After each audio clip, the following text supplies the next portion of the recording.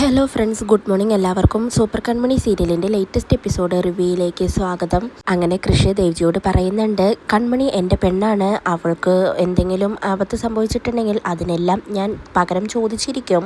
ഇപ്പം അവർ സന്തോഷിക്കുന്നുണ്ടാവും, പക്ഷേ ആ സന്തോഷത്തിന് കുറച്ച് മാത്രമേ ആയുസുണ്ടാവൂ. ജയമോഹൻ അങ്കിളിനും മാനസയ്ക്കും എല്ലാത്തിനും ഞാൻ തിരിച്ചടി കൊടുക്കും. എന്തായാലും ഞാനിപ്പോൾ ഒന്ന് ഫ്രഷ് ആയിട്ട് വരട്ടെ എന്ന് പറഞ്ഞ് കൃഷി അങ്ങനെ റൂമിലേക്ക് പോവുകയാണ്. പിന്നീട് കൺമണിയെ സ്റ്റേഷനിൽ നിന്ന് പുറത്തിറക്കാൻ വരുൺ പോലീസ് സ്റ്റേഷനിലേക്ക് എത്തുന്നുണ്ട്.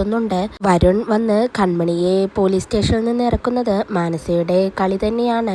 കൺമണി അങ്ങനെ ഇരിക്കുന്ന സമയത്ത് അങ്ങോട്ടേക്ക് വരുൺ വരികയാണ്. വരുൺ എന്നിട്ട് കൺമണിയോട് പറയുന്നുണ്ട്, കൺമണി, നീ സ്റ്റേഷനിലോ ഒരു വാക്കെന്നോട് പറഞ്ഞിട്ടുണ്ടെങ്കിൽ നിനക്ക് ഇവിടെ ഇരിക്കേണ്ടി വരില്ലായിരുന്നുവല്ലോ. തനിക്ക് എന്നെ ഒന്ന് വിളിച്ചുകൂടായിരുന്നോ, അല്ലെങ്കിൽ ആരെങ്കിലും വഴി എന്നെ ഒന്ന് അറിയിച്ചുകൂടായിരുന്നോ?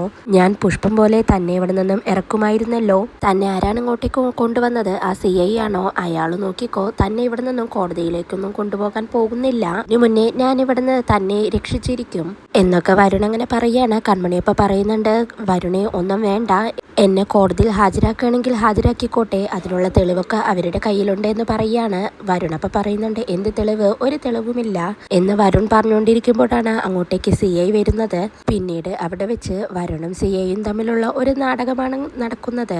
വരുൺ അങ്ങനെ CIയോട് പറയുന്നുണ്ട്, സാറേ, ഞാൻ കൺമണിയെ പുറത്തിറക്കാനായി വന്നതാണ്, സാർ ഇവളെ വിടണമെന്നൊക്കെ ദേഷ്യത്തോടെ അങ്ങനെ പറയുകയാണ്. കൺമണിയെ വിടാൻ പറ്റില്ലെന്നും CIയും അങ്ങനെ പറയുന്നുണ്ട്. അങ്ങനെ വരുണും CIയും തമ്മിൽ അവിടെ ഒരു വാക്ക് തർക്കമാവുകയാണ്. അപ്പോഴേക്കും CIയുടെ ഫോണിലേക്ക് DIG വിളിക്കുകയാണ്. ഫോൺ എടുത്ത് CI സംസാരിക്കുന്നുണ്ട്. DIG കൺമണിയെ എത്രയും പെട്ടെന്ന് വിടണമെന്ന് പറയാണ്. CI അപ്പോൾ ശരി സാർ എന്ന് പറഞ്ഞു ഫോൺ കട്ട് ചെയ്യുന്നുണ്ട്. വരുൺ എന്നിട്ട് CIയോട് പോയി ചോദിക്കുന്നുണ്ട്, ആരാ, DIG ആണോ വിളിച്ചത് എന്ന് വരുൺ അങ്ങനെ ചോദിക്കുമ്പോൾ CI പറയുന്നുണ്ട്, വിളിച്ചത് DIG തന്നെയാണ്, ഇവളെ കൊണ്ടുപോയിക്കോ എന്ന് പറയാണ്. വരുൺ അപ്പം പറയുന്നുണ്ട്, അങ്ങനെ വെറുതെ ഒന്നും കൊണ്ടുപോവില്ല, കൺമണിയെ നിങ്ങൾ ഏതെങ്കിലും തരത്തിൽ ഉപദ്രവിച്ചിട്ടുണ്ടെങ്കിൽ അപമാനിച്ചിട്ടുണ്ടെങ്കിൽ അത് ഞാൻ ചോദിച്ചിട്ടേ ഇവിടെ നിന്നും പോവൂ എന്ന് പറഞ്ഞ് കൺമണിയോട് പോയി വരുൺ ചോദിക്കുന്നുണ്ട്, കൺമണി ഏതെങ്കിലും തരത്തിൽ ഇവർ നിന്നെ ഉപദ്രവിച്ചോ എന്ന് ചോദിക്കുമ്പോൾ കൺമണി പറയുന്നുണ്ട്, ഇല്ല വരുൺ, ഇവിടെ ആരും എന്നെ ഉപദ്രവിച്ചില്ലെന്ന് പറയാണ്. എങ്കിൽ ശരി, നമുക്ക് പോവാൻ കൺമണി, ഇതെല്ലാം ചീള് കേസ് എന്ന് പറഞ്ഞ് വരുണ് കൺമണിയും കൊണ്ട് അവിടെ നിന്ന് പോവാനായി നിൽക്കുകയാണ്. കൺമണി മുന്നിൽ പോകുന്നതും വരുൺ പോയി CIയോട് മെല്ലെ പറയുന്നുണ്ട്, സാറേ, നമുക്ക് പിന്നീട് കാണാമെന്ന് പറഞ്ഞ് വരുൺ തൻ്റെ പ്ലാനെല്ലാം നടപ്പിലാക്കിക്കൊണ്ട് കൺമണിയെ വിളിച്ചുകൊണ്ട് അവിടെ നിന്നും സന്തോഷത്തോടെ പോവുകയാണ്. പിന്നീട് പോലീസ് സ്റ്റേഷന് പുറത്ത് വെച്ച് വരുണും കൺമണിയും വരുണിൻ്റെ കൂടെയുള്ള ആൾക്കാരും കൂടി സംസാരിക്കുകയാണ്. അവരങ്ങനെ വരുണിനെ കുറിച്ച് കൺമണിയോട് പൊക്കി പറയുന്നുണ്ട്. കൺമണിക്ക് വേണ്ടി വരുൺ സാർ ഇന്നലെ ഉറക്കമൊഴിച്ചിരിക്കുകയായിരുന്നു, സങ്കടത്തിലായിരുന്നു, രാത്രി കരയുന്നുണ്ടായിരുന്നു, എല്ലാം ഈ കൺമണിക്ക് വേണ്ടിയാണ് എന്നെല്ലാം വരുണിനെ കുറിച്ച് കൺമണിയോട് അങ്ങനെ ജ്യോത്സ്യനെയും കൂടെയുള്ള ആളും അങ്ങനെ പറഞ്ഞു കൊടുക്കുകയാണ്. പിന്നീട് കൺമണി പറയുന്നുണ്ട്, വരുൺ, ഞാൻ ഒരു ഓട്ടോ പിടിച്ചിട്ട് പോയിക്കോളാം, നിങ്ങൾ പോയിക്കോളൂ എന്ന് പറയുമ്പോൾ വരുൺ പറയുന്നുണ്ട്, അത് പറ്റില്ല, കൺമണിയെ ഞാൻ തന്നെ കൊണ്ടുവിടാമെന്ന് പറഞ്ഞ് കൺമണിയെ കാറിൽ കയറ്റി വരുൺ അങ്ങനെ കൺമണിയുടെ വീട്ടിലേക്ക് പോവുകയാണ്. പിന്നീട് കുളിച്ച് ഫ്രഷായി കൃഷാണെങ്കിൽ കൺമണിയെ ജാമ്യത്തിൽ ഇറക്കാൻ വേണ്ടി പോലീസ് സ്റ്റേഷനിലേക്ക് പോകാൻ ഇറങ്ങുകയാണ്. ദേവ്ജി അപ്പോൾ കൃഷിന് കുറച്ച് മുൻകരുതലൊക്കെ കൊടുക്കുന്നുണ്ട്. അഡ്വക്കേറ്റിനെ കുറിച്ച് നന്നായി അന്വേഷിക്കണം, ഇനിയിപ്പോൾ അഡ്വക്കേറ്റിനെ വെക്കുന്നതിന് പിന്നിലും മാനസികയുടെ കാര്യങ്ങളുണ്ടോ എന്നറിയില്ലല്ലോ എന്നങ്ങനെ ദേവ്ജി പറയുമ്പോൾ കൃഷി പറയുന്നുണ്ട്, ഇപ്പോൾ ശരിക്കും ജയമോഹൻ അങ്കിളും മാനസിയും ഇന്റർനാഷണൽ ഫ്രോഡുകളായി അല്ലേ ദേവ് സാർ, എന്തായാലും ഞാൻ പോയിട്ട് വരാമെന്ന് പറഞ്ഞ് കൃഷി അങ്ങനെ ഇറങ്ങാൻ നിൽക്കുന്നതും സാഗർ വരികയാണ്. സാഗർ എന്നിട്ട് കൃഷിനോട് നീ എങ്ങോട്ടാ എന്ന് ചോദിക്കുകയാണ്.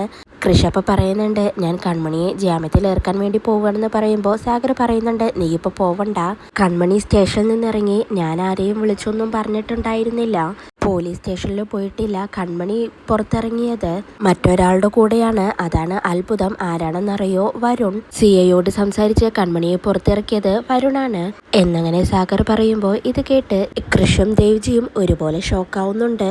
ഇതെങ്ങനെ സാഗർ, അയാൾക്ക് ഇത്രയും പിടിപാടുണ്ടോ എന്ന് ദേവ്ജി അങ്ങനെ ചോദിക്കുമ്പോൾ സാഗർ പറയുന്നുണ്ട്, പണം വാരിയെറിയുന്ന ഒരുത്തനല്ലേ വരുൺ, സ്വാഭാവികമായിട്ടും പോലീസുകാരുടെ കണക്ഷൻ ഉണ്ടാവും, എന്നെ സ്റ്റേഷനിൽ നിന്ന് അറിയാവുന്ന ഒരു പോലീസുകാരനാണ് വിളിച്ചത്, CIയും വരുണും തമ്മിൽ നല്ല വാക്കുതർക്കമുണ്ടായി എന്നാണ് കേട്ടത്, കേട്ട നിമിഷം മുതൽ എനിക്കും ആകെ സംശയമാണ്, അല്ലെങ്കിൽ പിന്നെ വരുൺ കൺമണിയെ പുറത്തിറക്കില്ലല്ലോ, മൊത്തത്തിൽ ഇതിനിടയിൽ എന്തോ പ്ലാനിങ് നടന്നിട്ടുണ്ട്, എന്തായാലും ജയമോഹനെയും മാനസയെയും എതിർത്തുകൊണ്ട് വരുൺ ഇങ്ങനെ ഒരു കാര്യം ചെയ്യില്ല, എനിക്കെന്തോ ഇതും അവർ തന്നെ ചെയ്യിച്ചതാണോ എന്ന് സംശയമുണ്ടെന്ന് സാഗർ അങ്ങനെ പറയാണ്. ദേവ്ജി അപ്പോൾ അടുത്ത സംശയം ചോദിക്കുകയാണ്, ഇങ്ങനെ ചെയ്തിട്ട് അവർക്ക് എന്താണ് ഗുണമെന്ന് സാഗർ അപ്പോൾ പറയുന്നുണ്ട്.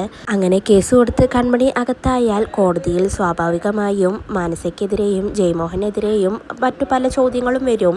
ഇവിടെ പിടിച്ചു നിൽക്കാൻ പറ്റില്ലെന്ന് അവർക്ക് നല്ലോണം അറിയാം. ഇവിടെ കൺമണിയെ മറ്റൊരാൾ പുറത്തിറക്കിയാൽ കൈ നനയാതെ അവർക്ക് രക്ഷപ്പെടാമല്ലോ എന്ന് സാഗർ അങ്ങനെ പറയുമ്പോൾ കൃഷി പറയുന്നുണ്ട്, അച്ഛാ ഇതിന് പിന്നിൽ ഗൂഢാലോചന നടന്നിട്ടുണ്ടെന്ന് ഉറപ്പാണ്, അതിലൊരു സംശയവുമില്ല എന്ന് പറയുമ്പോൾ സാഗർ പറയുന്നുണ്ട്, ഇനി ഇതിന് പിന്നിൽ തല്ലാനോ കൊല്ലാനോ ഒന്നും ആരും നിൽക്കണ്ട, ഏതെങ്കിലും രീതിയിൽ അവരുടെ ഇൻവോൾവ്മെന്റ് എന്താണെന്ന് നമുക്ക് കണ്ടുപിടിക്കാം എന്ന് സാഗർ അങ്ങനെ പറയുമ്പോൾ കൃഷി പറയുന്നുണ്ട്, ഏതായാലും ഞാനിന്ന് കൺമണിയെ പോയി കണ്ടിട്ട് വരട്ടെ എന്ന് പറഞ്ഞ് കൃഷി അങ്ങനെ കൺമണിയെ കാണാൻ പോവുകയാണ്.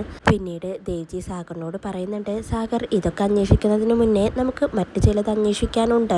ജയമോഹന്റെയും മാനസയുടെയും കൂടെ തികഞ്ഞ ബുദ്ധിയുള്ള മറ്റൊരുത്തൻ വന്നു ചേർന്നിട്ടുണ്ട്. അല്ലെങ്കിൽ പിന്നെ ഇത്രയും വലിയൊരു പ്ലാൻ അവരെ കൊണ്ട് നടപ്പിലാക്കാൻ പറ്റില്ല. ഏതോ ഒരു ചാണക്യൻ അവരുടെ പുറകിലുണ്ട്, അത് ഉറപ്പാണ് എന്ന് ദേവ്ജി അങ്ങനെ പറയുമ്പോൾ സാഗർ പറയുന്നുണ്ട്, അങ്ങനെ ഒരാൾ കൂടെ ഉണ്ടെങ്കിൽ നമ്മളത് കണ്ടെത്തിയിരിക്കും ദേവ്ജി എന്ന് സാഗർ അങ്ങനെ ഉറപ്പിച്ചു പറയുകയാണ്. പിന്നീട് ധനലക്ഷ്മിയാണെങ്കിൽ വീട്ടുമുറ്റത്ത് അങ്ങനെ നടന്നുകൊണ്ട് ഫോണിൽ ധനലക്ഷ്മിയുടെ അമ്മയോട് സംസാരിച്ചുകൊണ്ട് നിൽക്കുകയാണ്. കൺമണിയുടെ കാര്യം തന്നെയാണ് അവരങ്ങനെ സംസാരിച്ചുകൊണ്ട് നിൽക്കുന്നത്. ഞാനൊന്നും പറയാൻ പോവാറില്ല അമ്മേ, ഇപ്പോൾ എന്തെങ്കിലും പറഞ്ഞിട്ടുണ്ടെങ്കിൽ കുറ്റം എൻ്റെ മേൽക്ക് തന്നെയാണ് വരുന്നത്, അതുകൊണ്ട് അവരെന്താച്ച് ചെയ്തോട്ടെ, ഞാനിപ്പോൾ ഒന്നും പറയുന്നില്ല എന്ന് ധനലക്ഷ്മി അങ്ങനെ ഫോണിലൂടെ അമ്മയോട് പറയാണ്. അപ്പോഴാണ് അങ്ങോട്ടേക്ക് ഒരു കാറ് വരുന്നത്. ധനലക്ഷ്മി അപ്പോൾ അമ്മേ ഞാൻ പിന്നെ വിളിക്കാമെന്ന് പറഞ്ഞ് ഫോണ് കട്ട് ചെയ്യുന്നുണ്ട്. അങ്ങനെ കാറ് വന്ന് നിൽക്കുന്നതും കൺമണിയാണ് കാറിൽ നിന്ന് ഇറങ്ങി വരുന്നത്. വരുൺ കൺമണിയെ കൊടുന്നു വിടുകയാണ്. ഇതോടെയാണ് ഇന്നത്തെ എപ്പിസോഡ് അവസാനിക്കുന്നത്.